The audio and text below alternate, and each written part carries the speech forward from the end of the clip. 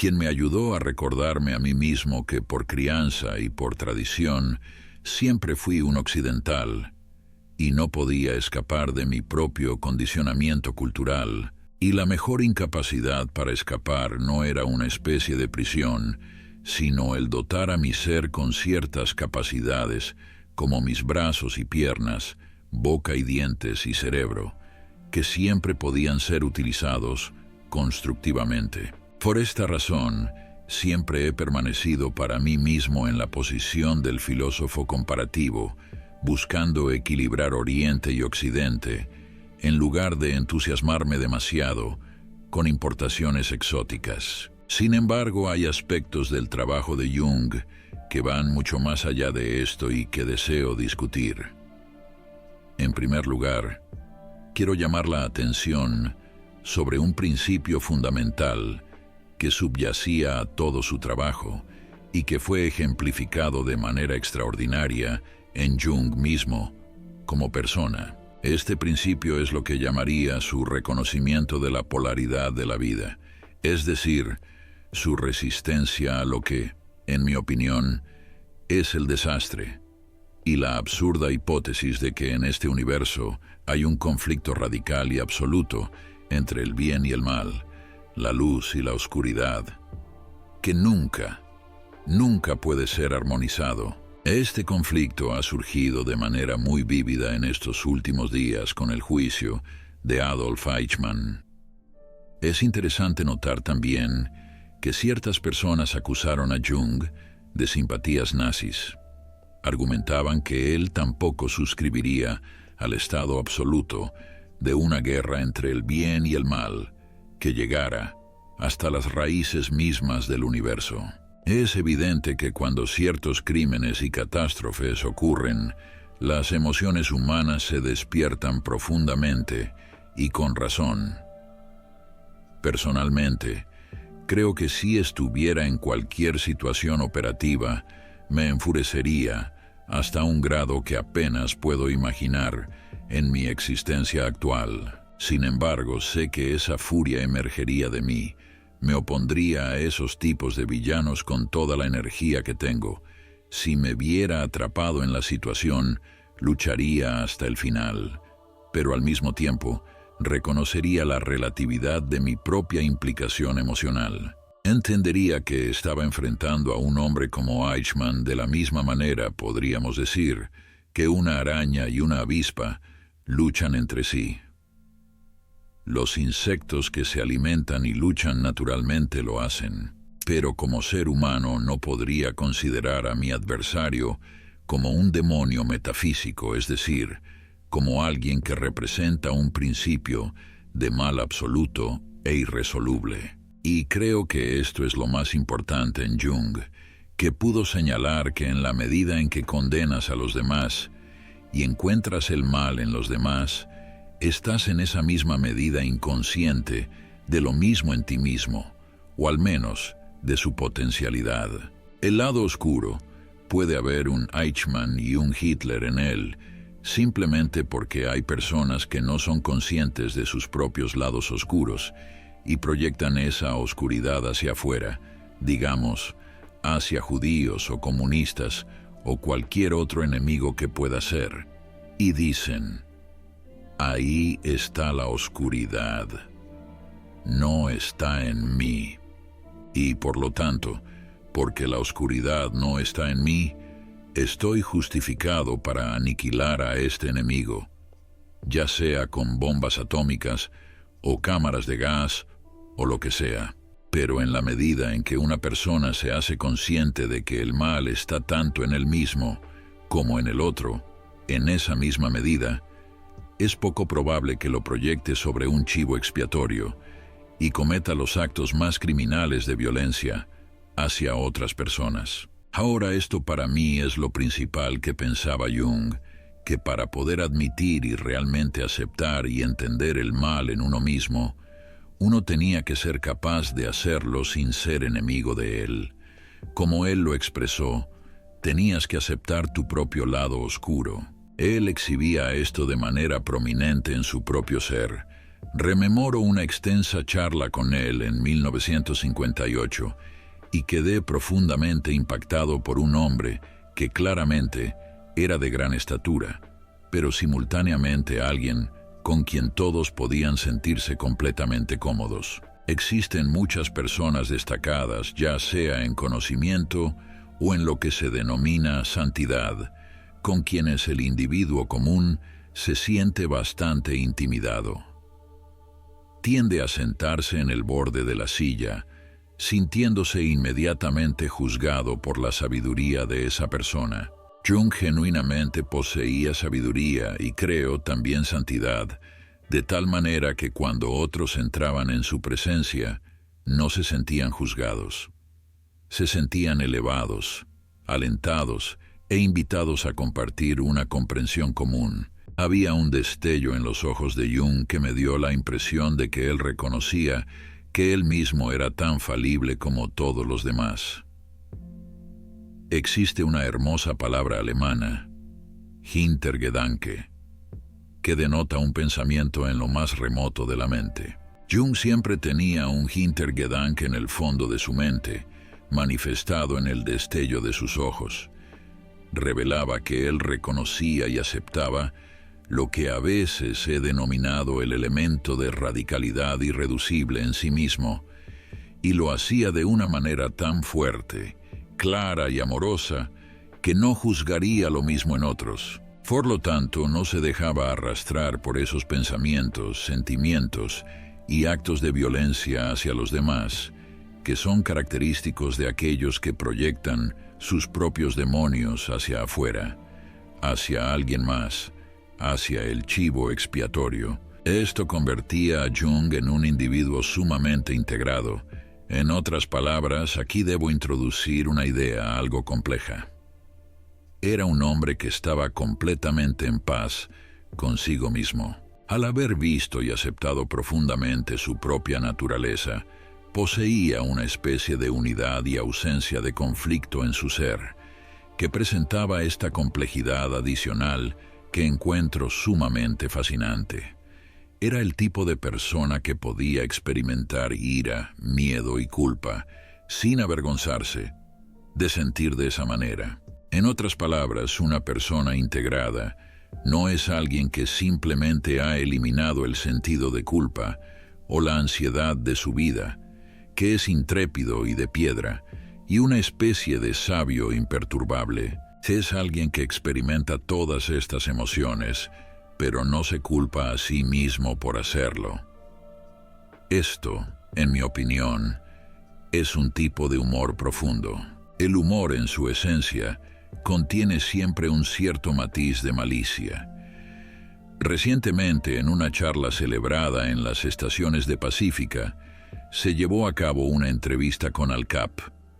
Durante la conversación, Al Capp señaló que creía que todo humor tiene un componente fundamentalmente malicioso. Sin embargo, el tipo más elevado de humor, aquel que se dirige hacia uno mismo, el auténtico humor, no consiste en bromas a expensas de los demás, sino en aquellas dirigidas hacia uno mismo. Aunque sí contiene un matiz de malicia, ésta se dirige hacia el individuo mismo. Es el reconocimiento de que detrás del papel social que uno desempeña, más allá de todas las pretensiones de ser un ciudadano ejemplar, un académico distinguido, un eminente científico, un líder político, un médico o cualquier otra cosa que uno pueda ser, subyace un cierto elemento de la personalidad que permanece sin desarrollar, un aspecto de nosotros mismos que yace en la sombra. El aspecto que deseo resaltar no debe ser condenado ni lamentado, sino más bien reconocido como una contribución a nuestra grandeza y positividad, de manera similar a como el estiércol enriquece el perfume de la rosa. Jung abrazó esta idea con fervor. Me gustaría compartir un pasaje de una de sus conferencias, que considero una de las piezas más extraordinarias que haya escrito y que ha significado mucho para mí.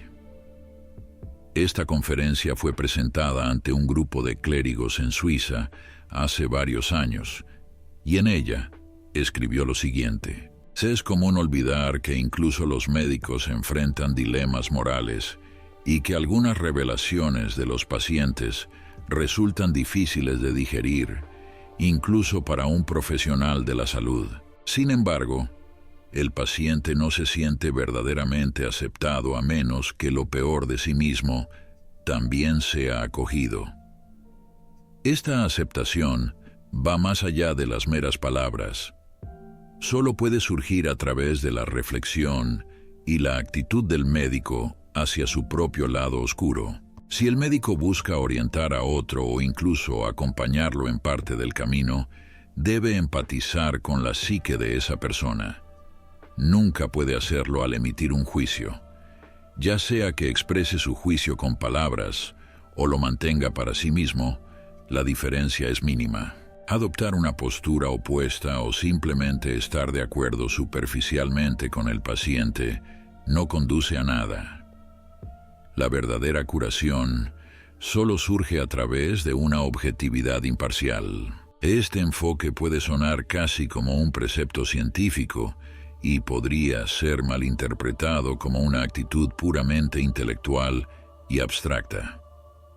Sin embargo, lo que quiero transmitir es algo completamente distinto. Se trata de una cualidad humana, una profunda reverencia hacia los hechos, hacia el sufrimiento humano causado por ellos y hacia el enigma de la vida misma. La auténtica persona religiosa adopta esta postura.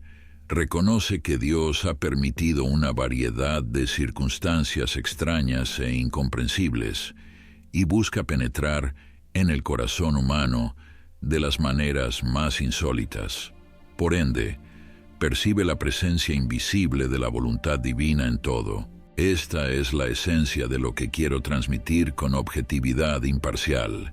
Es un logro moral por parte del médico, quien no debería dejar que la enfermedad y la corrupción lo repelan. No podemos transformar nada a menos que lo aceptemos primero. La condena no libera, oprime. Al condenar me convierto en el opresor de la persona a la que juzgo, no en su amigo ni en su compañero de sufrimiento. No quiero insinuar que nunca debemos ejercer juicio cuando buscamos ayudar y mejorar, pero si un médico aspira a asistir a otro ser humano, debe ser capaz de aceptarlo tal como es. Y esta aceptación solo puede lograrse verdaderamente cuando el médico se ha visto y aceptado a sí mismo en su totalidad. Aunque pueda sonar simple, las cosas más simples suelen ser las más difíciles de alcanzar. En la realidad de la vida se requiere un arte supremo para alcanzar la simplicidad. Por lo tanto, la aceptación de uno mismo emerge como la esencia del dilema moral y la piedra de toque de la perspectiva de vida de cada individuo. ¿Qué ocurre si descubro que el ser menospreciado entre todos, el más indigente de los mendigos, el más desvergonzado de los criminales, sí, el propio demonio, residen dentro de mí, y que yo mismo requiero la caridad de mi propia bondad, que yo mismo soy el enemigo que debe ser amado? ¿Qué sucede entonces? Con frecuencia, toda la verdad del cristianismo se ve trastocada. Ya no se habla de amor y paciencia. Nos dirigimos al hermano que reside dentro de nosotros y lo condenamos. Nos enfurecemos contra nosotros mismos. Lo ocultamos al mundo. Negamos haber encontrado alguna vez a este ser menospreciado dentro de nosotros mismos. Y si Dios mismo se presentara ante nosotros en esta forma despreciada, podríamos haberlo negado 1000 veces antes de que cantara el primer gallo. Es posible que consideres las metáforas bastante contundentes, pero personalmente creo que son absolutamente necesarias. Este pasaje es excepcionalmente reflexivo y memorable dentro de toda la obra de Jung.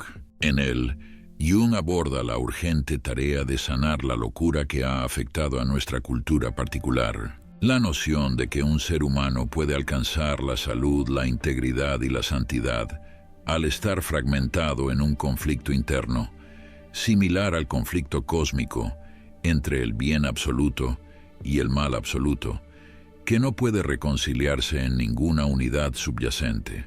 En resumen, nuestra indignación, aunque justificada ante las injusticias del mundo, no debe desbordarse.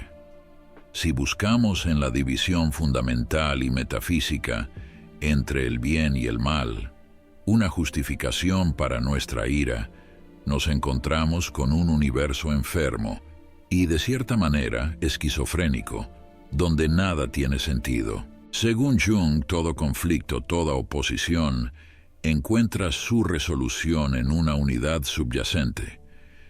No se puede comprender el significado de ser sin entender el significado de no ser.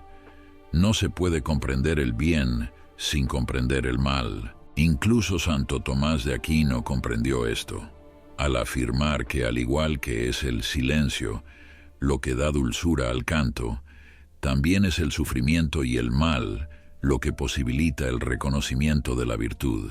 Este no es, como Jung trata de explicar, una filosofía que apruebe el mal. Como señaló, adoptar la posición opuesta y estar de acuerdo con el paciente de inmediato tampoco conduce a nada. Sin embargo, apartar al médico del paciente tanto como lo hace la condena es igualmente ineficaz. Permíteme continuar leyendo más de este pasaje extraordinario. La curación, afirma Jung, puede ser considerada un problema religioso. En el ámbito de las relaciones sociales o nacionales, el estado de sufrimiento puede ser equiparado a una guerra civil, y este estado debe ser sanado mediante la virtud cristiana del perdón y el amor hacia el enemigo.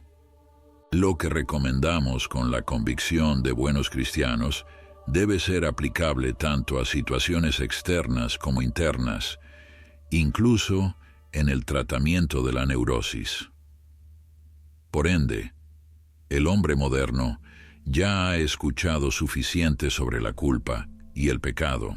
Está profundamente afectado por su propia mala conciencia y prefiere saber cómo puede reconciliarse consigo mismo, cómo puede amar al enemigo en su propio corazón y considerar al lobo su hermano. El hombre moderno no busca tanto saber cómo puede imitar a Cristo, sino cómo puede vivir su propia vida individual, por insignificante e interesante que pueda parecer. La aversión a toda forma de imitación que percibe como asfixiante y estéril lo impulsa a rebelarse contra la fuerza de la tradición, que intenta mantenerlo en caminos trillados. Para él, todos esos senderos conducen en la dirección incorrecta. Puede que no sea consciente de ello, pero actúa como si su propia vida individual fuese la voluntad especial de Dios, que debe ser cumplida a toda costa. Esta percepción alimenta su egoísmo, que se manifiesta como uno de los males más palpables del estado neurótico. Egoísmo. Sin embargo, la persona que le recrimina por ser demasiado egoísta ya ha perdido su confianza, y con razón, porque esa actitud solo lo empuja más hacia su neurosis. Si mi objetivo es alcanzar la cura para mis pacientes, estoy obligado a reconocer el profundo significado de su egoísmo. Sería verdaderamente ciego si no lo viera como una expresión genuina de la voluntad de Dios. Incluso debo asistir al paciente en el fortalecimiento de su egoísmo. Si tiene éxito en esto, se distanciará de los demás, los apartará, y estos volverán a sí mismos como deberían, ya que estaban intentando arrebatarle su sagrado egoísmo. Este aspecto debe ser cultivado en él, ya que representa su poder más sólido y saludable. Es, como he mencionado, una auténtica manifestación de la voluntad de Dios, que a veces lo conduce al aislamiento total. Aunque este estado pueda parecer miserable, también resulta beneficioso, ya que solo de esta manera puede llegar a conocerse y apreciar el invaluable tesoro que es el amor por sus semejantes. Además, solo en el estado de abandono y completa soledad experimentamos los poderes útiles de nuestra propia naturaleza. Esta es la conclusión de la cita. Este es un ejemplo sobresaliente del poder de Jung para comprender y reconciliar puntos de vista, así como actitudes psicológicas que parecen completamente opuestas en la superficie. Por ejemplo, incluso en su exploración de la filosofía oriental, Jung encontró ciertas dificultades para comprender la negación budista de la realidad del ego. Sin embargo, es evidente que en la práctica y en el núcleo de su investigación, Jung se aproximaba a una posición similar a la sostenida tanto en la filosofía hindú como en la budista con respecto a la naturaleza del ego. Tomando como ejemplo, mientras que el hindú sostendrá que el principio del ego en el ser humano no es realmente un ego separado, sino más bien una manifestación de la vida universal de Brahman o la divinidad. Jung aquí sugiere que el desarrollo del ego en el hombre es una genuina voluntad de Dios. Afirma que solo al seguir el camino del ego y desarrollarlo hasta su máximo potencial, se cumple la función que esta, podríamos decir, ilusión temporal, tiene en la vida psíquica del hombre. Luego continúa diciendo: cuando uno ha observado repetidamente este proceso en acción, ya no puede negar que lo que una vez fue percibido como malo se ha transformado en algo bueno, y que lo que en un principio parecía bueno ha mantenido vivas las fuerzas del mal. El arquetípico demonio del egoísmo nos dirige por el camino real hacia la tan anhelada reunión que la experiencia religiosa demanda.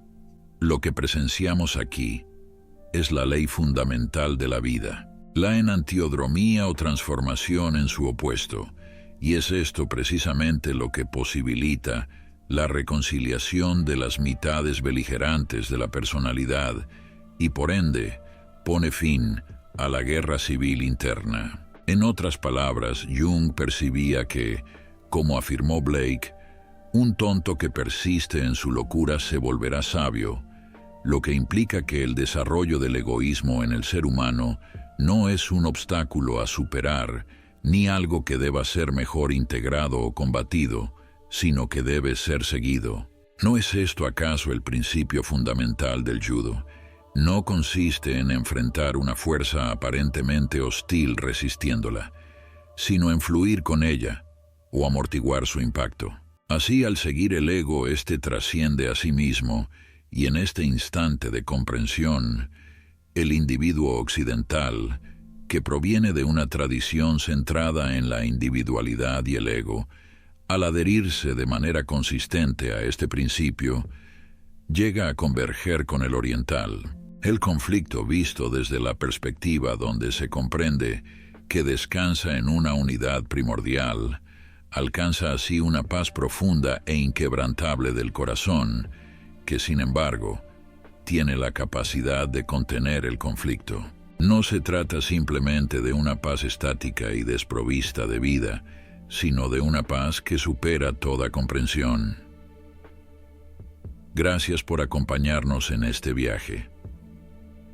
Si los murmullos desde lo profundo han despertado tu curiosidad, no olvides darle un me gusta al vídeo.